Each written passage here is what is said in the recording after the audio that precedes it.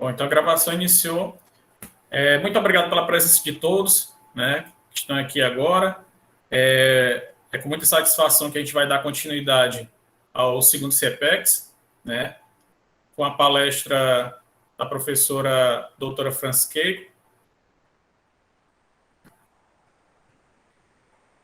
A professora doutora Francis Keiko, ela é vice-coordenadora do CEP da UFDPA, doutora em Genética e Biologia Molecular pela Universidade Federal do Pará, mestre em Ciências Biológicas pela Universidade Federal do Pará, graduada em Biomedicina pela Universidade Federal do Pará, e como vocês podem perceber, né, o currículo dela é bastante extenso. A gente ia passar aqui praticamente a hora da palestra falando desse currículo. E para agilizar, eu vou disponibilizar o link do currículo dela, e aí vocês podem acompanhar tudo que a professora Keiko já fez e que ela está fazendo, né? É um imenso prazer, né, de ter a professora Keiko aqui apresentando para a gente, né, a vivência do CEP, né? Eu queria agradecer a presença de vocês, discentes e dos professores que aqui estão. E é uma grande oportunidade, né, nessa tarde, de falarmos do CEP, que é uma cobrança, muitas vezes, da universidade. E a professora Keiko, ela é uma pessoa extremamente capacitada e competente para falar sobre esse tema, porque ela é a fundadora do CEP da UFDPA, né? Uma das fundadoras. Desde 2014, desde das primeiras reuniões, ela já fez parte dessa fundação.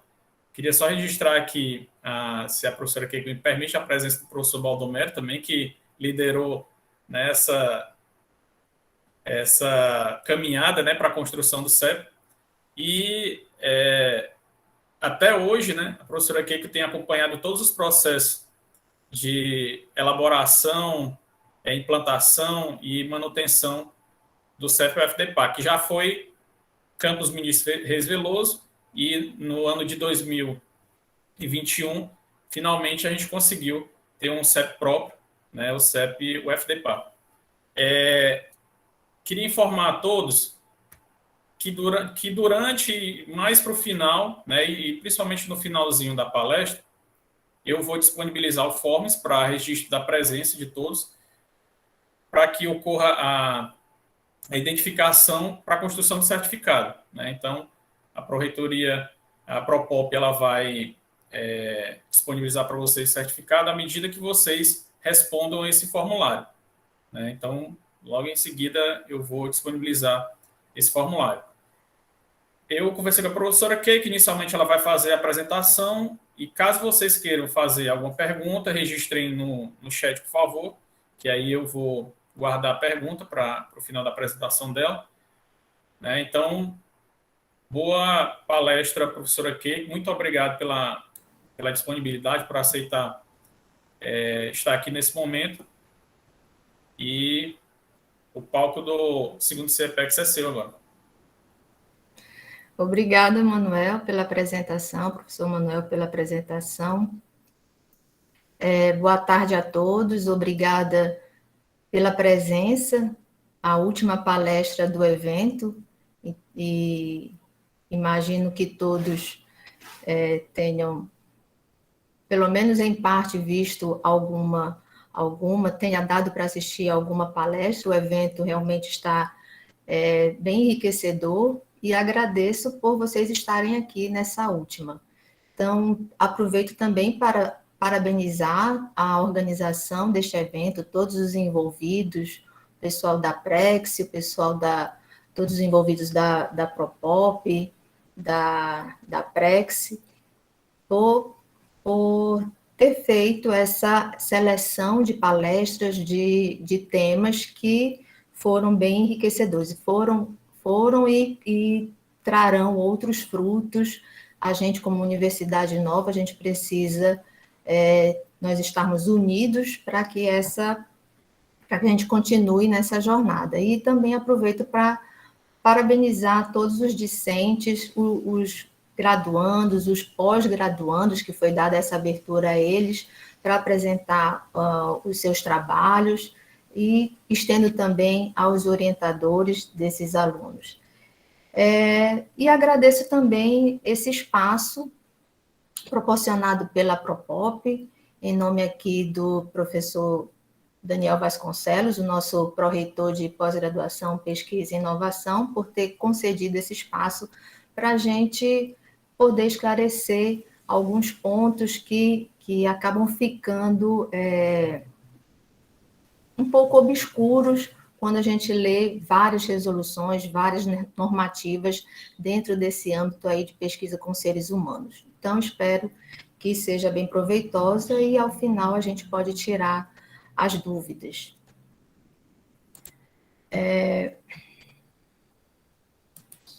Compartilhar, só aumentar aqui minha tela. Então, vamos começar lembrando o que seria essa eticidade da pesquisa. O que norteia essa eticidade da pesquisa? Então, nós, como pesquisadores, nós temos que respeitar a dignidade e autonomia do participante, nós temos que ponderar riscos e benefícios, evitar danos previsíveis ao participante, apresentar um trabalho, um projeto que ele tenha uma relevância social, ser uma pesquisa justa e equitativa, não ser fútil e, acima de tudo, respeitar os direitos dos participantes. Então, a resolução 466 de 2012, ela norteia todos esses aspectos, todos esses cuidados que nós, pesquisadores, temos que ter. E aí, os CEPs, atrelados à Comissão Nacional de Ética e Pesquisa, ele tem uma responsabilidade grande. Hoje, até 2020, acho que tem registrado 844 CEPs no Brasil inteiro, e nós somos um deles, e que a gente tem essa responsabilidade de trazer, de verificar essas pesquisas que estão sendo feitas aqui na nossa região.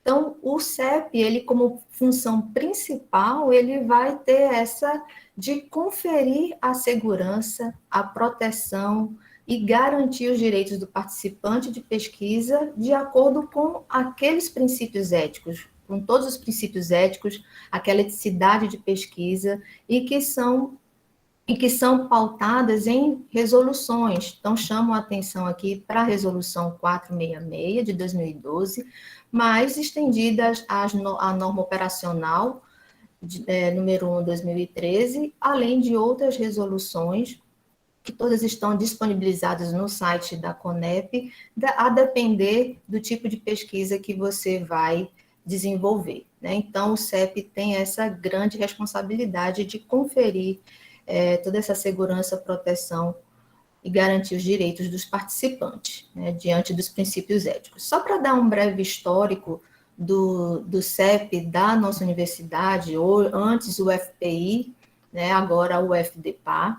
Então, o CEP ele começou em 2014, como bem o professor Manuel lembrou, ele também é um dos fundadores, junto aí com o professor Baldomero, que foi nosso primeiro coordenador, né, e pegou esse desafio. Então, nós estamos desde o início e a gente acompanhou mesmo nós temos acompanhado passo a passo todo o crescimento do CEP da nossa universidade.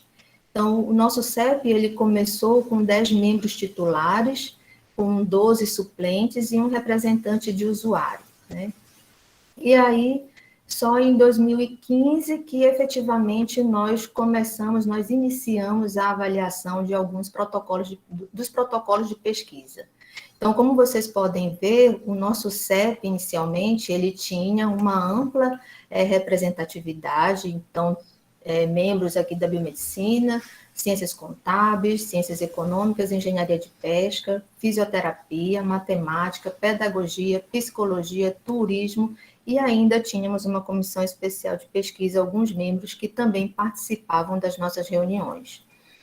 Hoje, esse quantitativo ele foi diminuído até para facilitar as nossas reuniões, de termos quórum as nossas reuniões, e a gente não deixar esses processos muito tempo ali no sistema, né? Podermos liberar esses processos o quanto antes. Então, a gente viu que a redução do quórum, ele acabou dando uma celeridade a esses processos. Então, hoje, nós somos em 8 membros titulares, 6 membros suplentes e 2 representantes de participante de pesquisa. Então, até ressalto aqui que pela resolução 647 de 2020, foi alterado o nome representante de usuário para representante de participante de pesquisa. Temos até uma cartilha ao participante de pesquisa, onde tem todas as orientações, então, dando uma importância maior ainda a esse participante. E nós temos atualmente essas representações no nosso CEP. Bom, mostrando aqui os números do nosso trabalho, do nosso CEP, nós podemos colocar aqui, diante dos relatórios semestrais que o CEP tem que apresentar à CONEP, nós temos um total de 173 projetos aprovados, 11 não aprovados, 288 pendências e pareceres emitidos, 238. Então, vocês podem ver aqui essa evolução dos nossos trabalhos. Aqui, só chamando a atenção que 2021, esse quantitativo é apenas do primeiro semestre de 2021, então a gente não coloquei aqui. A gente ainda está no segundo semestre, então 2021.2, a gente tem, além dos 14 aqui, mais 29 projetos que foram submetidos à apreciação. E aí esse número, ele entra como aqueles que foram aprovados, aqueles que estão com pendência, ou ainda estão com pendência, ou já retornaram e depois foram aprovados, e 8 projetos em tramitação que a gente pretende finalizar até final agora desse semestre. Então, e aí, diante desse quantitativo, a gente chama aqui a atenção para o número de pendências. Então, aproveito também para até esclarecer que, no início, as pendências eram muito maiores. Hoje, a gente até com mais frequência, a gente já consegue liberar projetos sem nenhuma pendência. Então, até professores, colegas nossos, por não estar com aquela vivência do que as resoluções da CONEP colocam, exigem, então, muito por desconhecimento mesmo e querendo ter aquele cuidado exacerbado de dizer que serão cautelosos em todos os aspectos, acabavam gerando uma pendência. Né? E aí a gente observa que muitos pesquisadores, por terem submissões recorrentes ao nosso CEP, a gente vê até o aprendizado que esse pesquisador teve na submissão de um próximo projeto. Né? Então, ele acaba tendo um entendimento do que ele precisa expor, ter cautela, e aí essa evolução foi muito perceptível no nosso CEP. Então, as pendências agora, elas passam a ser menos frequentes. Okay? Bom, e aí, só antes de a gente iniciar a citar essas pendências, eu queria só pontuar aqui alguns documentos que eles precisam ser preparados para que você faça a submissão à plataforma Brasil. Então, na nossa página do CEP, na UFDPA, vocês vão encontrar a orientação para a elaboração de todos esses documentos. Então, você, ao submeter um projeto de pesquisa, você vai precisar de uma carta de encaminhamento ao coordenador do CEP, vai precisar desse documento aqui declarando a participação dos pesquisadores envolvidos, a assinatura aqui de um termo de confidencialidade, ela precisa constar, A plataforma Brasil, ela gera uma folha de rosto que ela precisa ser assinada pelo responsável da sua instituição. O currículo dos pesquisadores responsáveis também você precisa anexar. Se o seu trabalho, se a sua pesquisa, ela for vai ter uma participação de algum setor, de algum órgão, você precisa da anuência desse setor. E se o participante da sua pesquisa, ele for com idade igual ou maior a 18 anos, você precisa apresentar um termo de consentimento livre esclarecido. Com idade menor a isso, você vai apresentar um termo de assentimento livre esclarecido.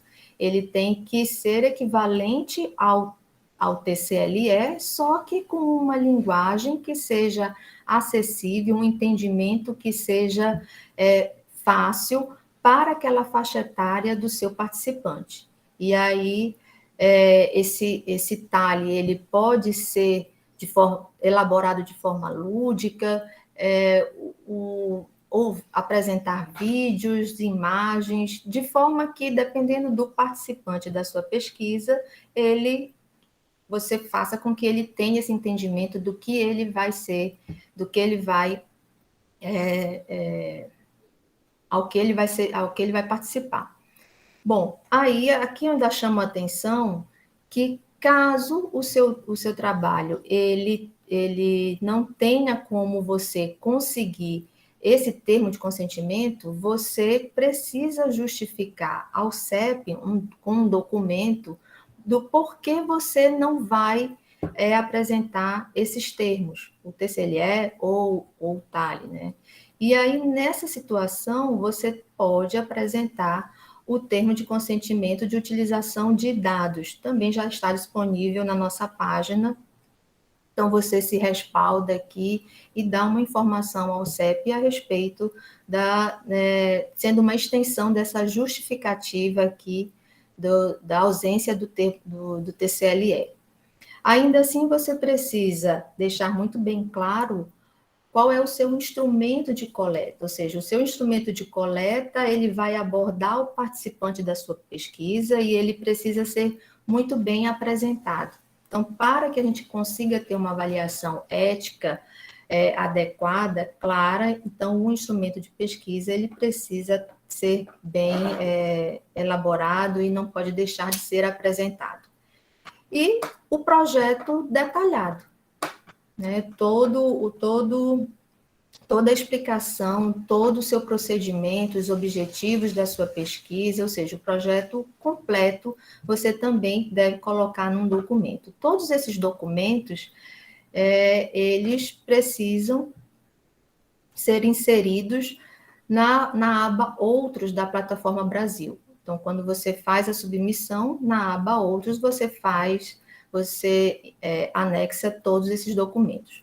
Só chamando a atenção aqui que esses documentos que eles precisam de assinatura, e alguns são até escaneados como a carta de anuência, eles precisam estar com uma boa resolução. Às vezes a gente recebe alguns documentos que eles estão borrados ou estão com uma imagem escura, não tá nítido. Então, eles precisam estar com essa boa resolução, porque acaba gerando uma pendência. Sem esses termos obrigatórios, não tem como a gente prosseguir a análise ética. E chamando a atenção, principalmente agora, nesse tempo de pandemia, as assinaturas certificadas pelo sistema eletrônico, por algum sistema eletrônico de informação que você também pode inserir nesses documentos. Então, a carta de anuência, por exemplo, alguns órgãos já têm os responsáveis por alguns órgãos públicos, principalmente, eles já têm essa assinatura certificada. A própria folha de rosto, quando emitida pelo reitor aqui, também já tem uma assinatura certificada. Então, chamo a atenção principalmente a esses aspectos, quando relacionado a esses termos aqui que precisam de assinatura. Bom, aí quando você entra na plataforma Brasil para fazer a submissão do seu projeto, você vai se deparar com um formulário eletrônico, que é esse PB, Plataforma Brasil, onde vai constar as informações básicas do seu projeto. E aí você vai se deparar com caixas que vocês precisam responder e que ao final vai gerar esse formulário eletrônico com essa denominação. Então, lá, o que consta? O desenho do estudo, você precisa esclarecer qual vai ser o desenho do seu estudo. Você vai precisar apresentar um resumo com palavras-chave, que elas precisam constar ali nos descritores em saúde, serem certificadas ali pelos descritores em saúde, uma introdução do seu trabalho, qual a hipótese da sua pesquisa, com objetivo primário, secundário, metodologia proposta, critérios de inclusão e exclusão, caso se aplique, né? Mas é essencial que você coloque aqui o critério de inclusão, em geral, tem-se essa necessidade. Os riscos da pesquisa, eles precisam estar bem descritos, assim como os benefícios da pesquisa, seja em prol do participante ou da comunidade. Como você vai fazer a análise desses resultados que serão gerados pela sua pesquisa? Qual é o desfecho primário? O secundário ele já não tem tanta exigência, mas o primário ele vai ser bem atrelado ao objetivo principal da sua pesquisa, que você vai colocar aqui. O tamanho amostral, ou seja, você vai precisar colocar um número que não seja um número exato, mas uma estimativa amostral, a plataforma vai exigir, além do seu cronograma de execução e orçamento financeiro. Esse passo a passo, o esclarecimento de cada ponto desse que você encontra na plataforma, você pode encontrar aqui no manual de usuário, pesquisador, que está disponível na plataforma Brasil e também está disponível na nossa página do CEP. Okay? Bom, então vejam que vocês, na hora da elaboração de um projeto de pesquisa, vocês precisam estar com essas informações. Isso aqui precisa estar muito bem claro, porque é o que é exigido aqui na plataforma Brasil, né? E aí eu apresento uma sugestão de estrutura de um projeto detalhado, um projeto completo, onde você coloca uma capa, colocando o título do seu trabalho, quem é o pesquisador responsável, um resumo, uma introdução com um referencial teórico, os objetivos geral e específicos, a sua metodologia. Então, chama atenção muito para essa parte metodológica, que é onde você vai expor os procedimentos da sua pesquisa. E aqui é o alvo principal da análise ética. Então, nesse item aqui, você precisa esclarecer muito bem quem são os participantes da sua pesquisa. E ainda assim, dá uma justificativa da sua amostra, do porquê aquele quantitativo, e também, para facilitar essa análise ética, que tipo de estudo é, para que a gente consiga ter esse entendimento frente a número de participantes, a amostra justificada, ao tipo de estudo que o pesquisador propõe. Os critérios de inclusão e exclusão, os procedimentos, outros procedimentos que são atrelados, procedimentos metodológicos e de forma bem explicada, o passo a passo, muito importante, isso está bem claro. Essa análise dos resultados, a parte estatística, como é que esses resultados serão analisados. E não esquecendo dos aspectos éticos, o que você vai, ao abordar o participante, você vai considerar quanto a essa eticidade. E hoje a gente ainda chama atenção, a gente está chamando atenção para que nesses procedimentos, quando você vai recrutar o seu participante de pesquisa, todas essas medidas sanitárias de prevenção e controle contra o SARS-CoV-2, elas sejam previstas, né? Sejam bem claras como é que você vai fazer, qual é o local que você vai abordar esse participante e de que forma, já que a gente está em plena pandemia, isso é uma coisa que a gente está solicitando. O cronograma e o orçamento, eles podem ser colocados nesse projeto detalhado exatamente como você encontra lá no formulário da Plataforma Brasil, e todos os apêndices e anexos que constarem no seu trabalho.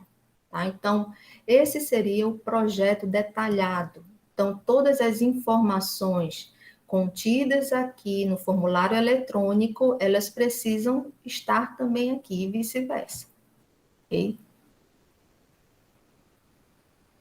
Bom, então, diante dessas observações, então, ciente disso, eu coloco aqui as principais não, as mais frequentes, né? As pendências mais frequentes do nosso cérebro. Então, a gente pontua algumas questões acerca desse formulário eletrônico, que se remete ao projeto detalhado da pesquisa, pontua aspectos a respeito de riscos e benefícios da pesquisa, a garantia de assistência ao participante, confidencialidade e anonimização dos dados, pontos sobre o participante de pesquisa, a justificativa da amostra, e que, se a gente for observar, esses aspectos todos aqui, eles são exigidos no termo de consentimento livre esclarecido, que eles estejam de forma clara, bem pautadas.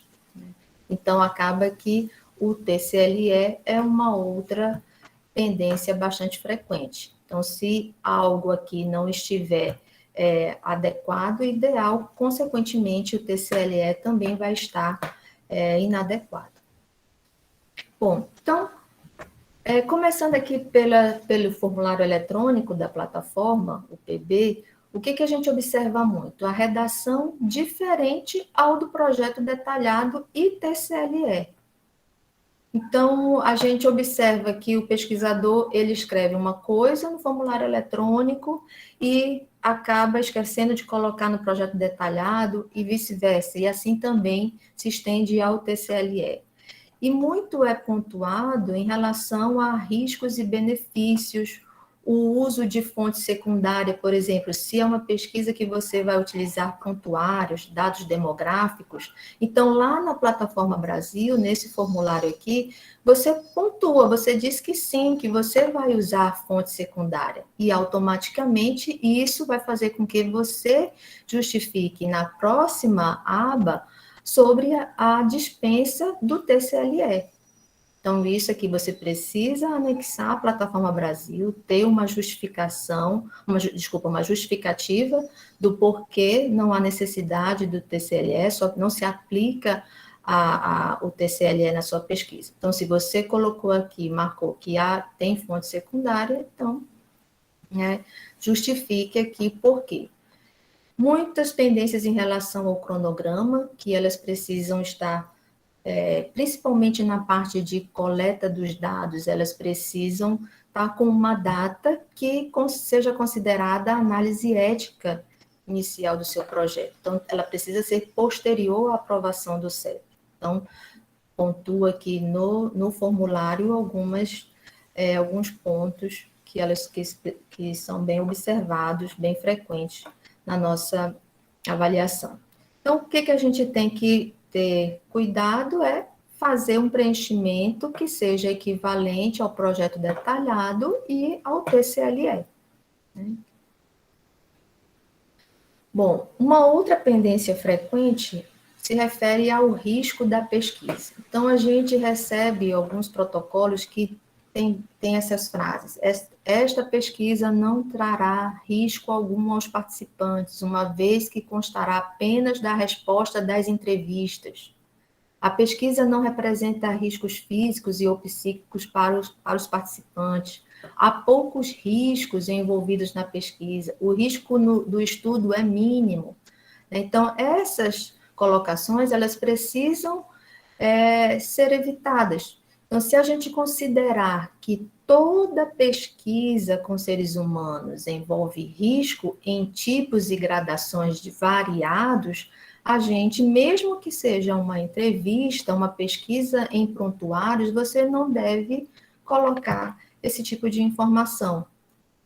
Porque nós temos alguns riscos, sabemos, é muito claro para a gente risco físico, mas a gente não pode esquecer que nós temos riscos psíquicos, morais, intelectuais, social, cultural, espiritual. Então, você precisa explicitar esses potenciais desconfortos e riscos e as providências e cautelas tá? Então, não é apenas você descrever os riscos, expor aí quais os possíveis riscos da sua pesquisa. Você tem que expor e ainda colocar aqui que medidas você vai tomar para evitá-los ou minimizá-los, né? E uma outra coisa que a gente chama atenção é que você não use mínimo, por exemplo, não usar termos de gradação do risco. Mínimo, risco é pequeno, é médio, né? E jamais, a gente sabe que jamais a gente vai, o pesquisador quer utilizar, o risco é grande.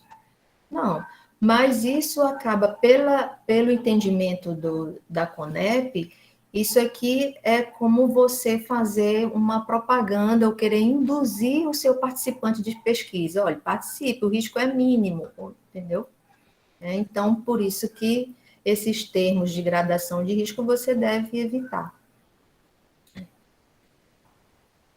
Bom, aí aqui eu pontuei só alguns riscos que às vezes não fica tão claro para a gente descrevê-los no nosso projeto de pesquisa. Então, nós temos aqui desde a perda do sigilo, confidencialidade dos dados coletados, perda dos dados pessoais, além de constrangimento, angústia, medo, recordação de um trauma, uma violência. Então, a gente imagine você responder um questionário em que faz com que você lembre de um momento traumático para você, né? Então, a depender da pesquisa. Então, isso não deixa de ser um dano ao participante, um dano psicológico ao participante. Então, e ainda a gente precisa evitar esse termo entre outros. Então, nessa parte onde você precisa descrever os riscos, eles precisam estar muito bem expostos, os potenciais riscos precisam estar ali previstos. Então, muita atenção. Então, entre outros e etc., você deve evitar usar quando chegar na descrição desse item. E aí, os benefícios da pesquisa, que a gente às vezes observa que o pesquisador ele coloca os benefícios para a execução da sua pesquisa. E aí também a gente detecta que é um item, assim como riscos. Não, riscos até a gente é bem pouco frequente não encontrar, mas os benefícios da pesquisa, às vezes, a gente não encontra no TCLE. Mas ficar muito bem claro do que se tratam aqui os benefícios da pesquisa. Esses benefícios, eles podem ser diretos ou indiretos, tardios e imediatos para o participante da pesquisa ou para a comunidade. Então, só uma atenção aqui, ó. É um benefício que pode ter um retorno social, ou pode dar um acesso a um dado procedimento, produto ou agente da pesquisa. Então, você precisa deixar isso de forma clara. Então, benefício para o participante, seja de forma indireta, que ele obtenha, ou direta, ou pode ser que seja um benefício mais tardio. Enfim, você precisa expor, prever isso aqui. Então, está no inciso 3.2 da letra N da resolução 466. E não esquecer que os benefícios eles devem prevalecer sobre os riscos e ou desconfortos, e que se tenha uma ponderação entre eles. Além disso, explicitá-los sem minimizá-los ou supervalorizá-los. Isso também para que você não induza o participante da pesquisa. E é um item, assim como risco, você precisa informar em todos os protocolos de pesquisa. E aí eu chamo a atenção principalmente ao termo de consentimento livre esclarecido, ou TALE, se for o caso, e também constar no projeto detalhado. A Plataforma Brasil, o formulário eletrônico, lá o PB, eles já têm ali o campo específico para riscos e específico também para benefícios. Então, o que você colocar lá, você traz também para o projeto detalhado. E coloca também no TCLE. Okay? Bom, uma outra pendência é sobre a garantia de assistência.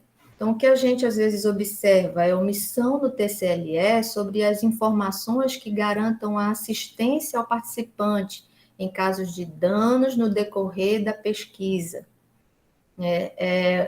Restringir ao participante apenas a garantia de encaminhamento a um atendimento médico ou psicológico.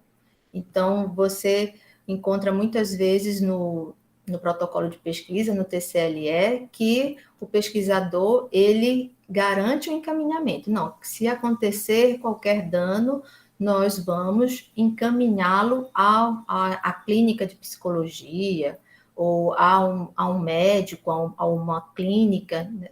Okay? Mas isso não é o suficiente, apenas o encaminhamento. Tá? Então, você precisa garantir que ele seja atendido. Então, você deve informar no TCLE que o participante receberá assistência integral, imediata ou tardia, sem ônus, caso ocorram danos diretos ou indiretos decorrentes da pesquisa pelo tempo que for necessário. Tá? Então, você se respalda que o participante ele fica tranquilo quando ele observar esse cuidado aqui pelo pesquisador, tido pelo pesquisador, ok? E isso é previsto, isso é colocado, é uma exigência aqui da resolução 466. Okay?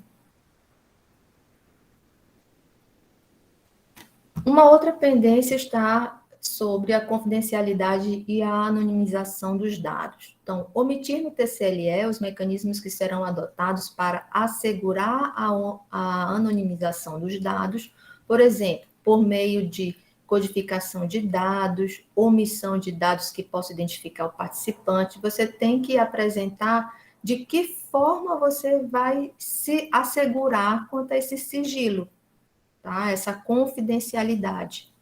Tá? Qual é o procedimento que você vai adotar? Então, você precisa prever os procedimentos que assegurem a confidencialidade e a privacidade, a proteção também da imagem do participante e a não estigmatização dos participantes da pesquisa. Garantir também a não utilização das informações em prejuízo das pessoas e ou das comunidades, inclusive em termos de autoestima, de prestígio e ou de aspectos econômicos financeiros. E garantir a manutenção do sigilo e da privacidade desse participante durante todas as fases da pesquisa. Tá? Então, isso precisa constar no TCLE e também ali nos procedimentos, naquela parte dos aspectos éticos da sua pesquisa, que vai estar lá no projeto detalhado.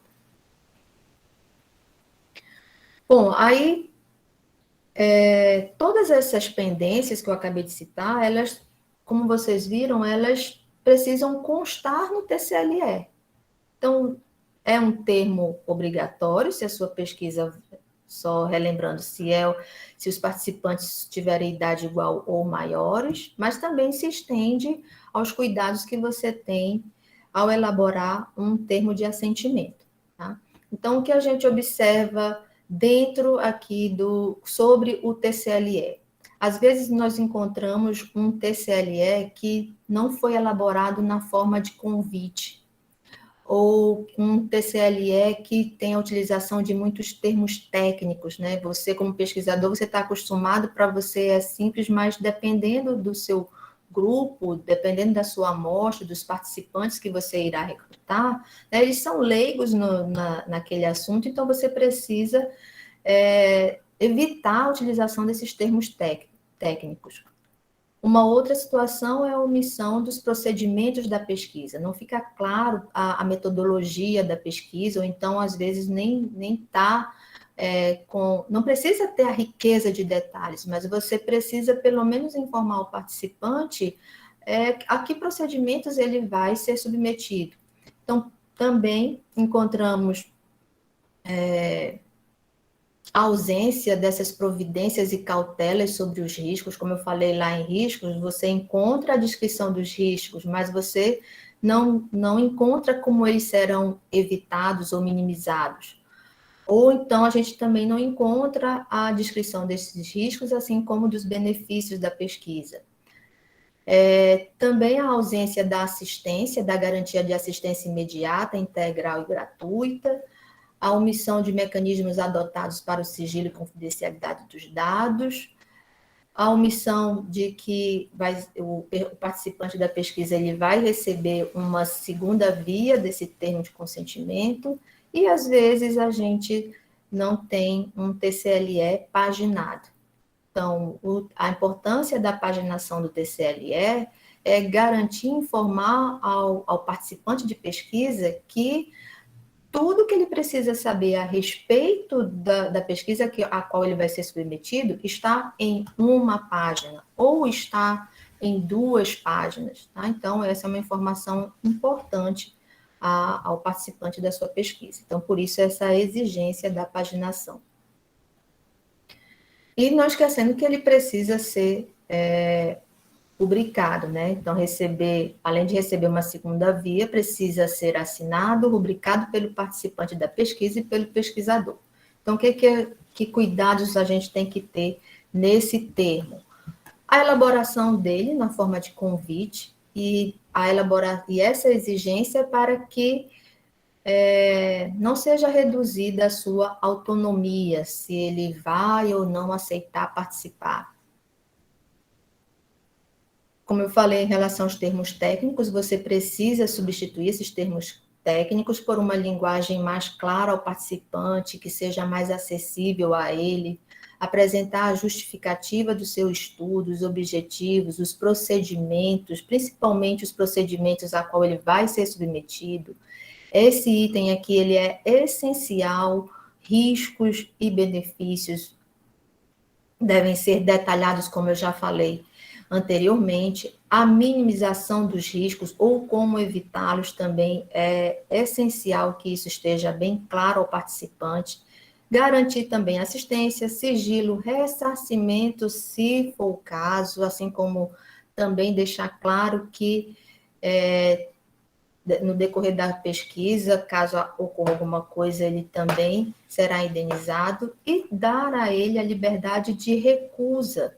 Ele pode iniciar a pesquisa, participar ali no início, mas num dado momento ele tem que ter essa certeza de que ele pode desistir em qualquer momento da pesquisa. Nesse item aqui, eu coloquei aqui como sugestão que o pesquisador consulte o roteiro de elaboração do TCLE que está lá na nossa página. Então, já tem um modelinho, ele é sugestivo porque vai depender do tipo de pesquisa que você vai apresentar, que você vai submeter, mas nesse roteiro você consegue pensar os principais pontos que a resolução 466 exige e que são fundamentais para a análise ética do seu estudo. Então, eu recomendo que vocês consultem essa sugestão de roteiro que está lá na nossa página. Sobre o participante de pesquisa, uma pendência que acaba também gerando pendência é o pesquisador se referir ao seu participante como sujeito de pesquisa. Então, o sujeito de pesquisa, ele era antes previsto pela Resolução 96 de 96. Só que hoje a gente já não utiliza mais o sujeito de pesquisa, a gente fala muito participante, né, o voluntário da pesquisa. Então, uma outra pendência é omitir a forma de acesso ao participante, omitir o local onde ele será abordado ou entrevistado, omitir o local aonde essa entrevista vai ocorrer, aonde essa abordagem vai ocorrer. Tá? Então, aqui, alguns pontos em relação ao participante. Bom, aí, como exigência, o que se preconiza é que você substitua esse sujeito de pesquisa por participante de pesquisa. E isso aqui foi o entendimento que se passou a ter com a Resolução 466 de 2012, que revogou essa 196. Então, entende-se, né, que pela resolução não utilizar mais sujeito de pesquisa, se deva empregar em todos os protocolos o termo participante de pesquisa, incluindo principalmente aqui no TCLE.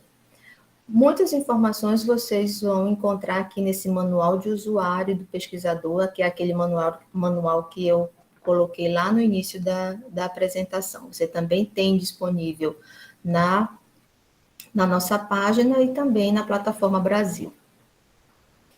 Bom, uma outra pendência é a justificativa da amostra. Então, às vezes, a gente não encontra, o pesquisador ele dá um número X de participantes, mas não justifica por que aquele quantitativo, né? E aí, às vezes, também não fala qual é o tipo de amostragem que ele vai ter, vai adotar. Então, por exemplo, há uma amostragem probabilística. Então, a exemplo aqui, aleatória simples, estratificada, por agrupamento ou sistemática. Ou se vai ser um recrutamento de uma amostragem não probabilística, conveniência, que seja por conveniência, ou julgamento, ou cota, ou bola de neve.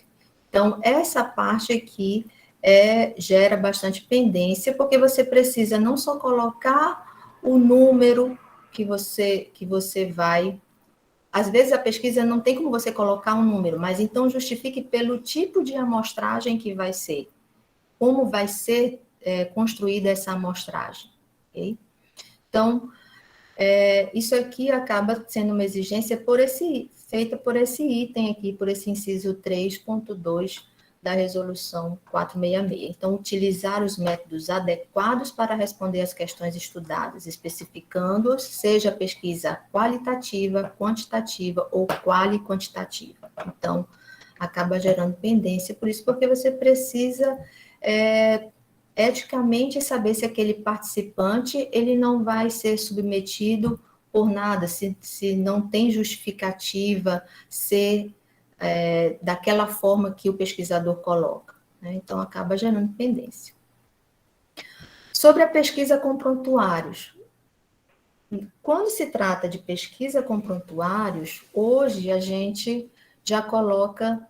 Aqui só pontuando, eu coloquei outras pendências, porque são algumas corriqueiras que às vezes aparecem, né? As mais frequentes eu acabei de citar, mas eu gostaria de pontuar algumas outras só para a gente ter um esclarecimento melhor a respeito de alguns pontos, caso aqui tenha alguém que não tenha essa prática ou queira, vá submeter um projeto pela primeira vez. Então, pesquisa com prontuários. Você precisa, como eu falei no início, justificar a ausência do TCLE, você não vai conseguir esse TCLE, mas você precisa justificar.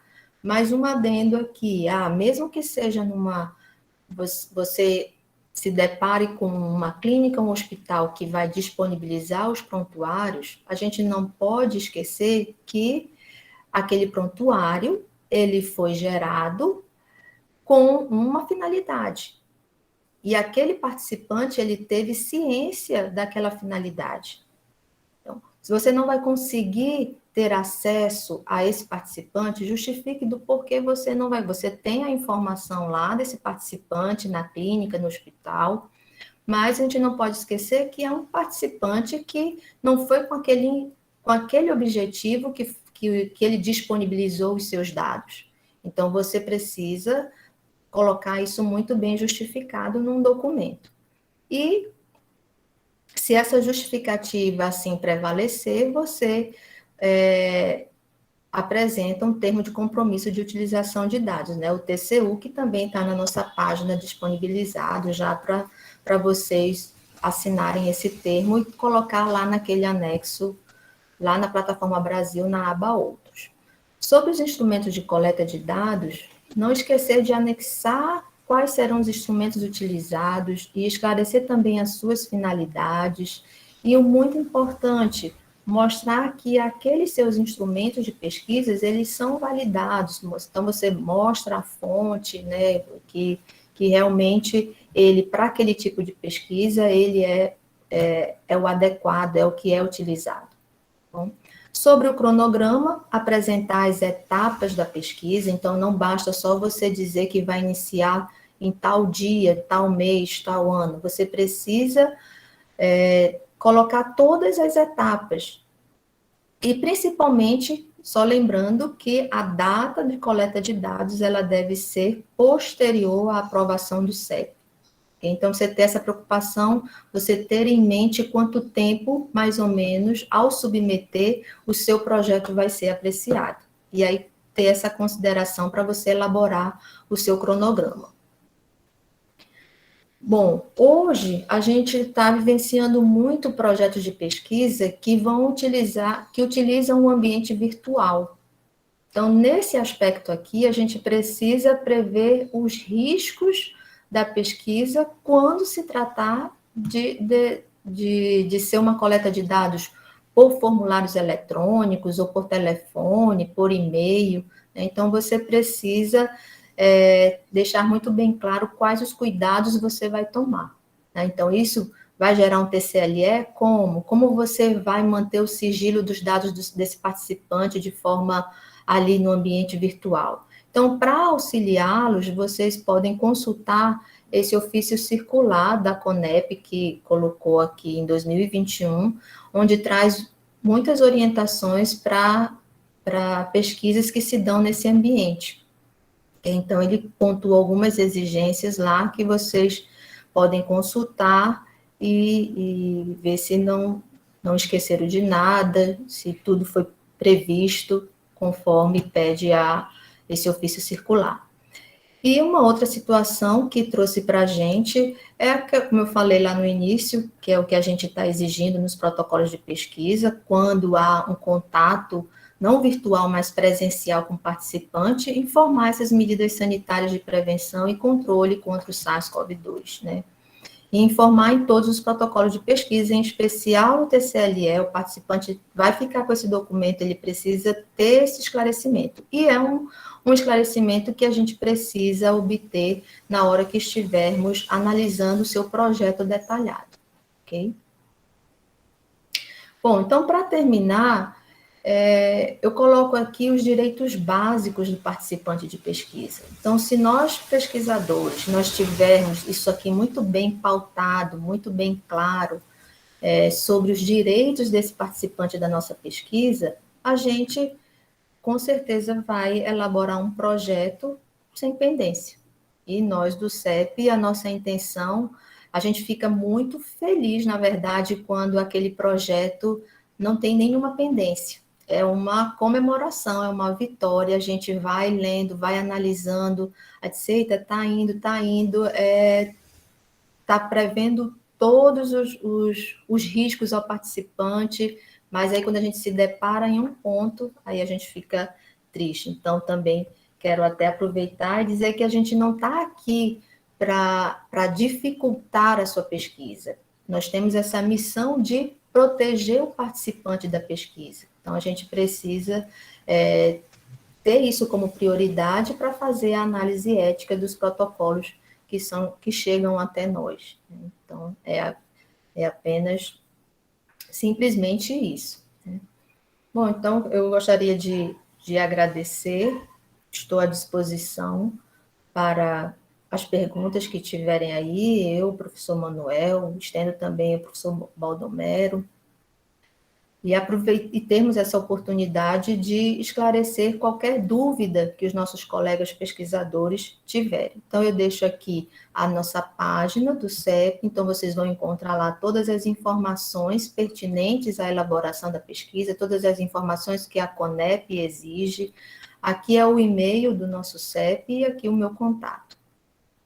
Obrigada pela atenção.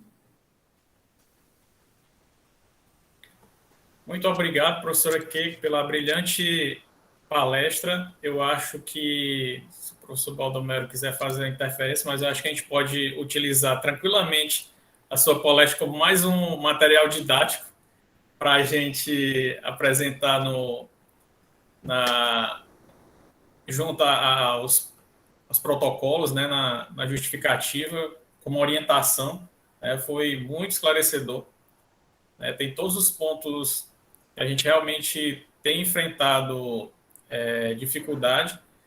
E eu queria, antes de abrir para as perguntas, eu queria fazer 3 considerações rápidas a respeito do que foi dito. A primeira é relacionada às pendências, só para que o público que está aqui presente entenda que no início foi muito difícil, então por isso que tem tantas pendências. A gente recebia um número significativo a gente recebia uma quantidade menor de projeto antes, mas tinha muito mais pendência. Hoje a gente recebe uma quantidade talvez 2 ou 3 vezes maior, e a gente tem uma quantidade 2 ou 3 vezes maior de menos pendência, ou seja, a gente aprova mais do que deixa pendência. Então, os números que a professora Keiko apresentou é o número desde 2015, mas à medida que o tempo vai passando, a gente vai percebendo que a gente recebe mais projetos e tem cada vez menos pendência, exatamente por quê?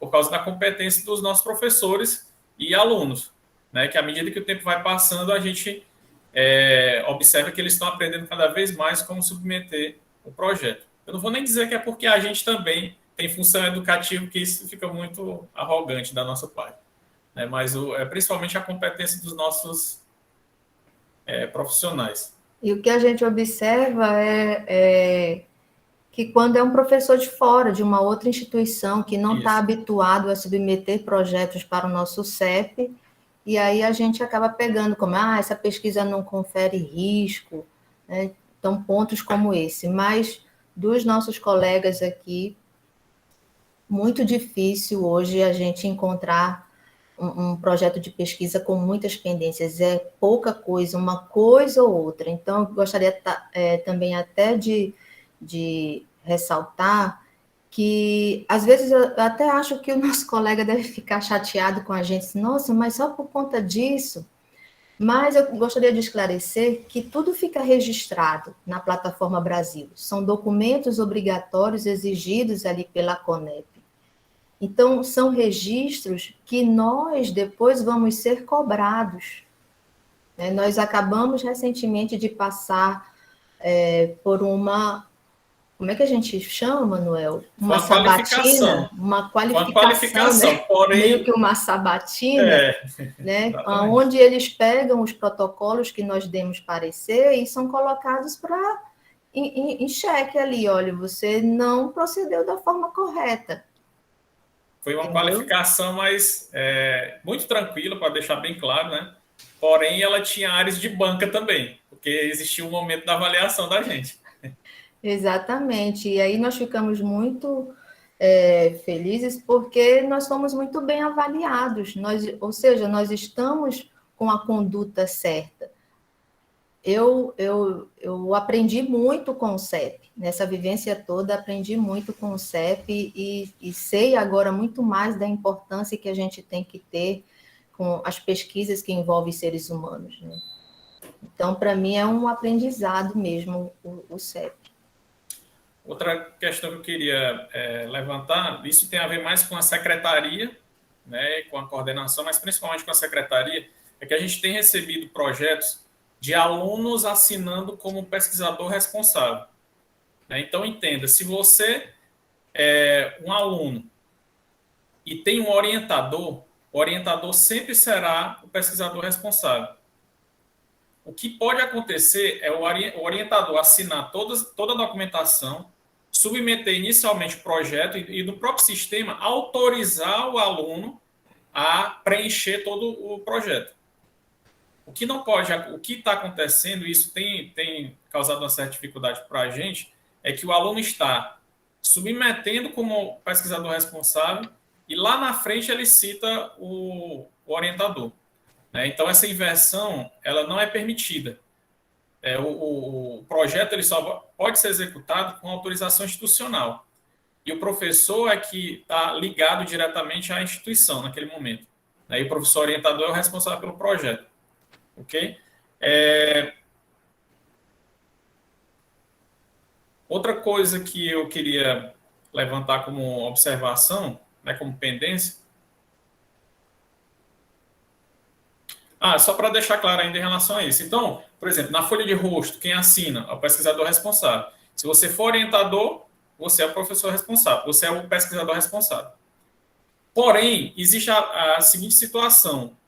O profissional, cirurgião dentista, fisioterapeuta, biomédico, psicólogo, ele é um profissional, ele já tem um diploma dele e está fazendo uma pós-graduação, certo? Se ele está fazendo uma pesquisa como profissional e não tem orientador envolvido, então ele como profissional ele pode ser um pesquisador responsável. Ele já tem essa qualificação para isso. Agora, se ele está ligado a uma pós-graduação e, repito, tem um orientador, então o orientador é o responsável pelo projeto. Sempre quando você tem um orientador, o orientador é responsável pelo projeto. Independente se você é um graduando ou você já é graduado, certo? Só para deixar clara essa situação que a gente tem enfrentado com certa frequência na secretaria do Comitê de Ética.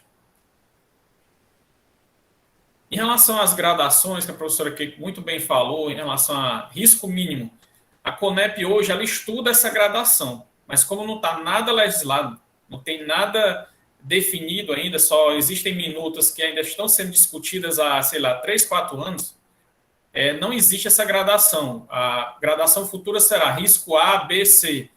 A1, B2, A1, A2, B1, B2, C1, C2. Então, vai existir ainda isso. Isso vai ser incorporado ao sistema. Mas hoje você não pode dizer simplesmente que o risco é mínimo, porque você está incorrendo no erro. Você está qualificando algo que ainda não tem essa qualificação. Mas isso está sendo estudado também, porque a CONEP reconhece que o risco é diferente de você estudar um prontuário do que você fazer uma cirurgia, né, no participante de pesquisa. Então, isso aí está sendo estudado, mas enquanto não for estudado e definido, a gente precisa continuar seguindo essa regra.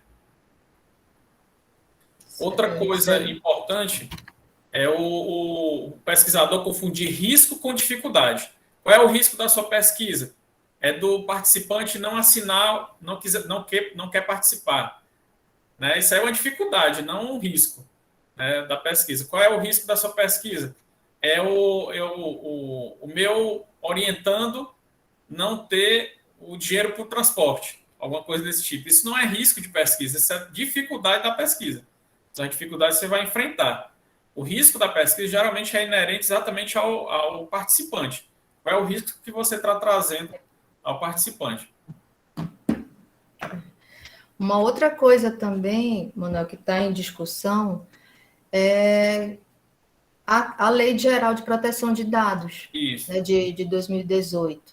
A gente sabe que a lei ela coloca os dados pessoais aí em xeque, né, a identificação do participante, número de documento, enfim, esses dados pessoais, mas coloca também os dados pessoais sensíveis, relata como dados pessoais sensíveis. Então, são aqueles de origem racial ou étnica, ou voltado à religião, ou alguma opinião política, ou em relação à filiação de sindicato, ou que tenha caráter religioso, filosófico, político. Então, nesse âmbito, né, referente também até a questão de saúde mental ou vida sexual, ou até mesmo também um dado genético.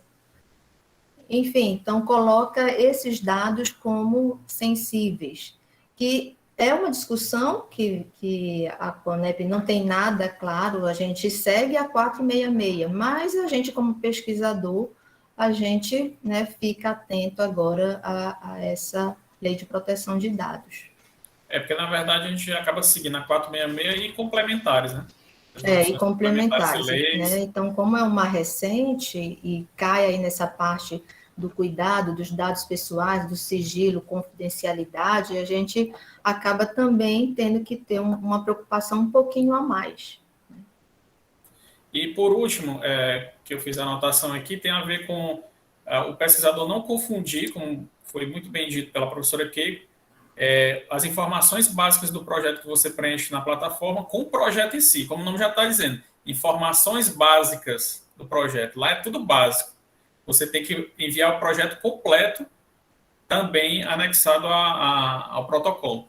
Que às vezes a gente recebe realmente às vezes o projeto está menor do que as informações básicas. Aí o pesquisador diz assim, mas eu coloquei já na plataforma. Mas entenda que lá são informações básicas e que você tem que colocar e anexar o projeto completo, depois, separado, certo? Então, isso também é muito comum. Bom, então agora eu vou abrir para os participantes, caso tenha alguma pergunta. Ana Carolina, você tem... Nossa prof. Nossa professora Ana Carolina tem o microfone aberto para fazer a pergunta. Fique à vontade. Boa tarde, gente.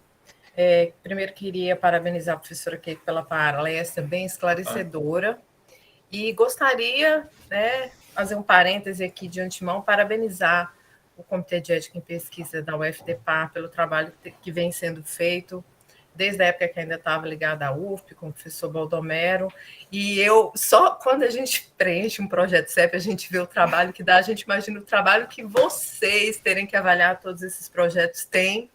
Então, se é difícil fazer, eu fico imaginando avaliar a quantidade de projetos que tem na nossa universidade, ainda bem, né, que segue fazendo pesquisa aí, despontando nisso. Então, parabéns pelo trabalho de vocês, muito complexo, muito detalhado, que eu sei que demandou uma formação muito grande de vocês e realmente vocês merecem os nossos parabéns, o nosso reconhecimento por esse trabalho. E a minha pergunta, ela é bem técnica mesmo, né? Algumas coisas que eu já tive retorno sobre isso em alguns projetos, que é sobre a dispensa do TCLE. Não ficou muito claro para mim, eu sei que tem um ponto lá, quando você vai preencher, né, a tabela online que está lá do CEP, tem esse ponto, mas eu gostaria de saber se isso eu deixo escrito no projeto ou eu tenho que ter um documento à parte. Se eu tenho que ter um documento, além de todos aqueles que eu anexo, se é desejável ou é necessário um documento à parte para que isso fique mais claro. Obrigada. É justamente essa clareza que facilita o nosso trabalho. Se você tiver... É essencial, eu queria colocar, posso colocar como obrigatório, se não tem obrigação, entendeu? Mas, para análise ética, se a justificativa estiver num documento e você anexar ali em outros na aba da Plataforma Brasil, já facilita muito. Você vai colocar essa justificativa, porque no formulário da plataforma você só vai colocar sim ou não. Muita gente só coloca sim ou não, e depois traz a justificativa num documento. Mas não impede que você esclareça por que você não vai utilizar a TCLE. Entendi. Quer complementar, Manuel? Está sem áudio. Obrigado pela pergunta, professora. O primeiro ponto é quais são as situações que dispensam o TCLE. Isso você vai observar que existe na resolução 510 da CONEP. Ela é datada de 7 de abril de 2016. Então, é nessa resolução que você vai ver os casos que dispensam o TCLE, certo? Outro ponto. Se você puder anexar o papel, por exemplo, ao invés de anexar o seu TCLE, você anexa um papel justificando a ausência do TCLE, isso também chega para a gente. Porque na plataforma tem um local onde você vai anexar o TCLE. Ao invés de fazer isso, você anexa um papel no lugar dele, justificando por que você vai precisar da dispensa, pronto, já está resolvido o problema. Entendeu? Então, eu não vou pedir TCLE. E agora você vai, coloca TCLE, aí justifica embaixo. Esse projeto, segundo a resolução tal, 510, dispensa TCLE por isso. Pronto, acabou. Para nós já está mais do que justificado. Ótimo, Manuel. Ótimo. Ainda agora, em vocês, como FDPAR, eu ainda não precisei mandar nenhum projeto ainda, mas eu até sugiro que essa informação seja inserida lá na página de vocês, que no caso de dispensa do TCLE, que possa colocar um documento justificando isso no lugar do TCLE, porque facilita muito. E, mais uma vez, obrigada pelo esclarecimento, foi muito útil mesmo. Obrigado, professor. E obrigado pela palestra. Vou ler aqui a pergunta Obrigada do Romário pela Filho. pergunta. Para pesquisas que usam plataforma como Google Forms e que são anônimas, o TCLE pode ser dispensado?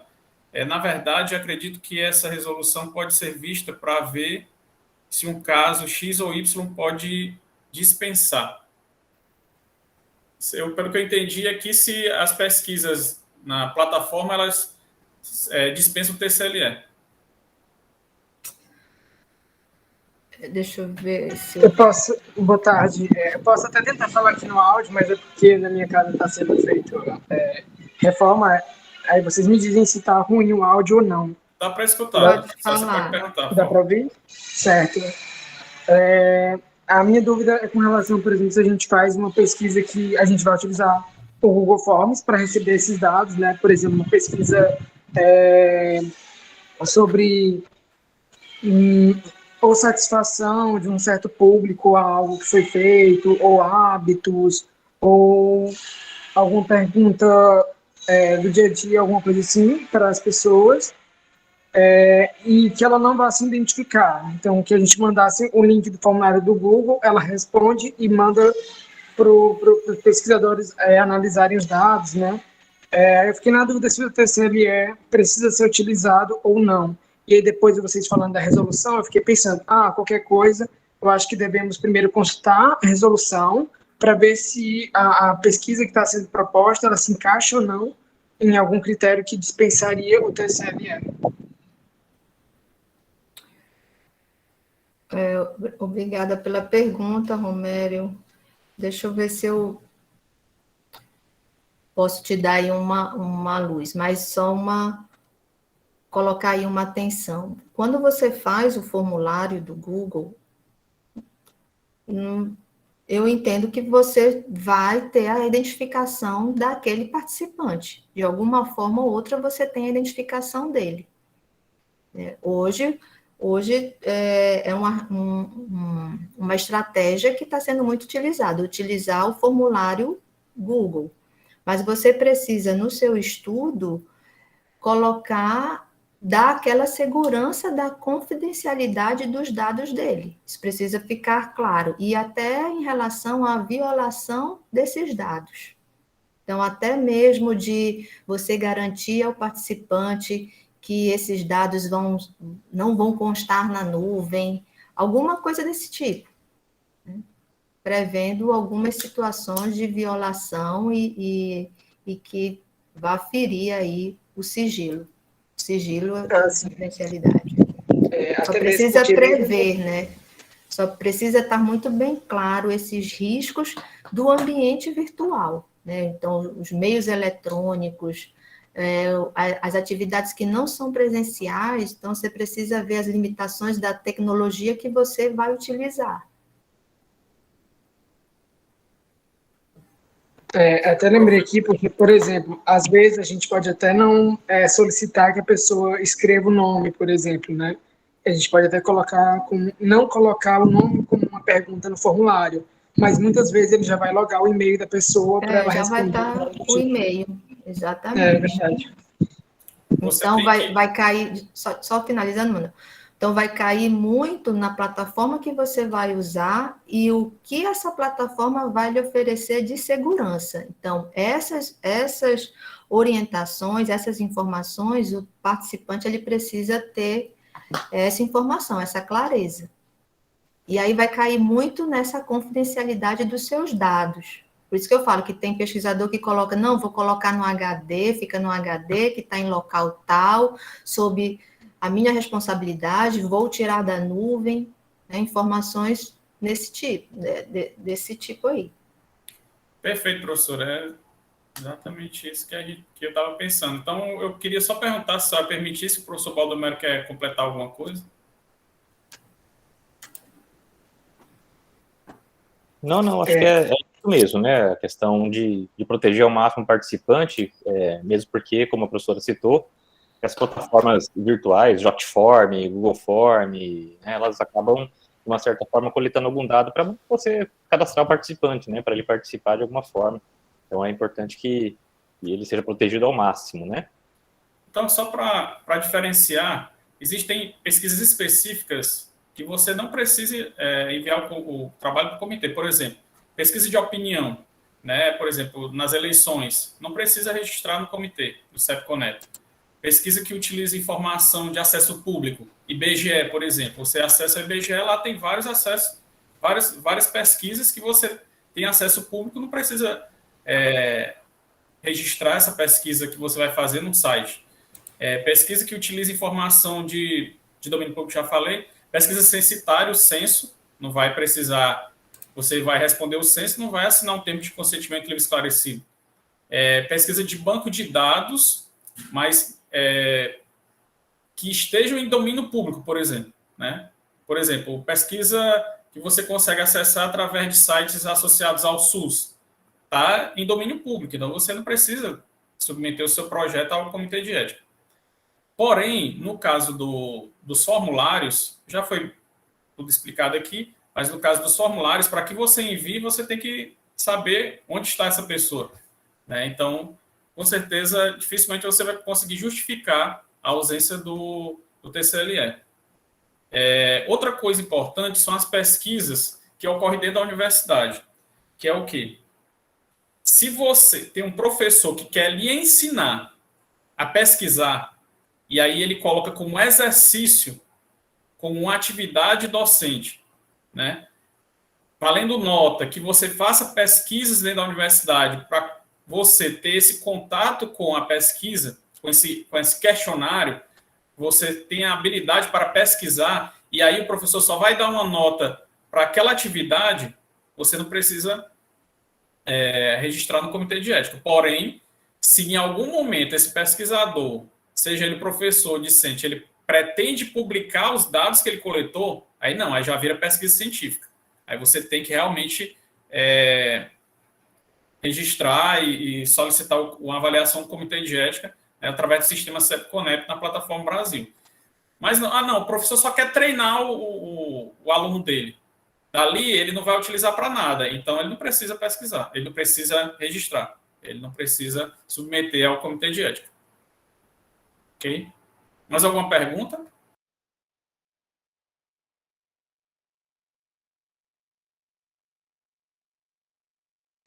Só garantir aos nossos colegas que os 8 projetos, pelo menos que estão em trâmite, antes do final do ano, eles serão liberados. Já que a professora puxou esse assunto, na transição do comitê de ética, é importante a gente também deixar claro para a comunidade científica, né, que na transição do comitê de ética Ministério Veloso para o FDPA, a gente teve um acúmulo natural de projetos, porque a gente passou muito tempo sem poder mexer na plataforma. Estava disponível para a CONEP fazer essa transição. Mas a gente vai chegar no final do ano, né, já com a quantidade de projeto que foi submetido, é a quantidade de projeto que vai ser avaliada. Então, a gente vai, com certeza, atingir essa meta até o dia 17 de dezembro, se Deus quiser. Uma reunião no mês virou 2, 3, né, agora. Mas muito trabalho. Vai dar certo. Mais alguma pergunta? Está aberto para perguntas. Bom, então a gente já passou 25 minutos do tempo que a gente estava pensando que ia utilizar, né? Logo mais a gente tem a cerimônia de encerramento e os premiados já estão selecionados, mas eu não posso dizer quem são. O que eu posso dizer é que a gente utilizou critérios claros que vão ser ditos durante a apresentação dos premiados, né? E eu queria mais uma vez agradecer, é uma imensa alegria a gente estar aqui nesse momento, né? Então, agradecer todos que estão presentes até agora, agradecer os professores que também estão participando dessa palestra e agradecer imensamente a professora Keiko pela brilhante palestra, que com certeza será utilizado como material didático pelo Comitê de Ética, né? Porque lá tem tudo que você precisa saber sobre pendências em relação à submissão de projetos ao Comitê de Ética. E muito obrigado. E eu vou deixar agora a professora Keiko falar, e ao mesmo tempo também que a professora Keiko estiver falando, eu vou disponibilizar o formulário. E, professora Keiko, a palavra está com você para que você possa fazer as considerações finais. Tá, obrigada, Manuel. Eu só queria estender aos outros membros do CEP, aqui está o professor Baldomero, né? Eu acho que não tem outro membro, mas eu queria estender aos outros membros que esse trabalho, essa atenção dada aos protocolos de pesquisa, todo esse cuidado também se estende a eles estão bem aptos, temos membros novos e que, sem a ajuda deles também, o comitê não iria funcionar. Então, todos ali, qualquer protocolo de pesquisa que caia, seja comigo, com o Manuel, com qualquer um membro do CEP, eles estão bem afiados às resoluções, e aí, por isso, o nosso trabalho acaba ficando mais tranquilo. A gente não tem essa preocupação de, é um membro que vai avaliar, ele não tem experiência, mas todos pegaram com afinco mesmo a responsabilidade do CEP, né? Então, gostaria de estender também os parabéns aos outros membros, né? Que esse é o nosso comitê e todos trabalham alinhados, né? E agradecer a esse espaço, né? Agradecer a essa oportunidade dada pela Propop, em nome aqui do professor Daniel, e ressaltar também, reforçar os meus parabéns ao evento, a todos os envolvidos, também lembrar aqui da atuação do Maurílio, nessa parte aí da transmissão. Então, todos estão de parabéns, o evento realmente acho que alcançou o seu objetivo, e parabenizar de novo aqui todos os discentes, os graduandos, os pós-graduandos, seus orientadores, né? Desejo aí que no final seja eu quero que todos sejam premiados, né? Fossem premiados, mas como a gente sabe que tem alguns critérios, mas os parabéns são estendidos aí a todos que contribuíram para brilhantar o segundo CIEPEX, e que é 100%, né, como é dito, 100% nosso, né, não, então, totalmente independente da nossa tutora, então conseguimos fazer aí um evento só nosso. Então, obrigada só pelo espaço, e dizer que estou à disposição, né? Nós, do CEP, estamos à disposição, e que não é problema algum, antes de você submeter um projeto, procurar um de nós. Eu quero submeter um projeto com a intenção de não ter nenhuma pendência. Então, a gente está à disposição para esclarecer qualquer coisa antes de você submeter. E também ressaltar o trabalho do Anderson, nosso secretário, que também tem um trabalho árduo na checagem dessa documentação, né, que também, sem ele, o nosso comitê também não teria esse desempenho, essa agilidade dos processos. Então, obrigada a todos. Então, mais uma vez, obrigado. Aqui a gente encerra, né, as palestras, mesa redondas, que, na verdade, só teve uma mesa redonda, né, e principalmente palestras, que a gente conseguiu fazer. Agradecer toda a organização, é difícil a gente citar nomes aqui, mas os pró-reitores, né, o professor Daniel Vasconcelos, a professora Milka, o professor Severino, como a professora que disse, o Maurílio também está correndo para que esse evento aconteça da melhor forma possível. Você não imagina os bastidores aqui de mensagem e a correria que é para que tudo aconteça da melhor maneira possível, né? Então, a equipe está de parabéns.